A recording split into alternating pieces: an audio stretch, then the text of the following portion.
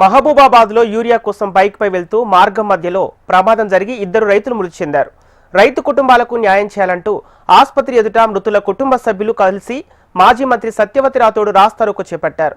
ప్రమాదంలో మృతి చెందిన రైతుల కుటుంబాలను ప్రభుత్వం ఆదుకోవాలన్నారు. ఇక బాధిత కుటుంబాలకు ప్రభుత్వం 10 లక్షల రూపాయల ఎక్స్గ్రేషియా చెల్లించాలని డిమాండ్ చేస్తున్నారు. బీఆర్ఎస్ పాలనలో రైతుల యూరియా కోసం రోడ్డెక్కి ఆందోళన చేయలేదన్నారు. ఇప్పుడు రైతులకు యూరియా అందించడంలో కేంద్ర రాష్ట్ర ప్రభుత్వాలు విఫలమయ్యాయని మాజీ మంత్రి సత్యవతి రాథోడ్ ధ్వజమెత్తారు. పొద్దున ఏవో అగ్రికల్చర్ ఆఫీసర్ వాళ్ళకి మెసేజ్ పెట్టి 6 గంటలకు బొద్దుగుండ రైతు వేదిక దగ్గరికి వచ్చి యూరియా తీసుకోమనంటే వస్తున్న క్రమంలో మహబూబాద్ నుంచి వస్తున్న బొలెరో వాహనం ఢీకొని మన నర్సంపేట మహబూబాద్ రోడ్డు మీద వాళ్ళు ప్రమాదంలో ఒక రైతు అక్కడికక్కడే లాలియా అనే రైతు అక్కడికక్కడే చనిపోయిండు. వీరన్న అనే రైతు ఖమ్మం హాస్పిటల్లో చనిపోయి ఇప్పుడే పోస్ట్ మార్టం తీసుకొచ్చిండు. ఆ కుటుంబ సభ్యుల తరఫున రైతులందరి తరఫున నేను రాష్ట్ర ప్రభుత్వాన్ని డిమాండ్ చేస్తా ఉన్నాను. నిజంగా ఈ తీరని కష్టాలు యూరియా కష్టాలను తీర్చే ప్రయత్నం చేయండి.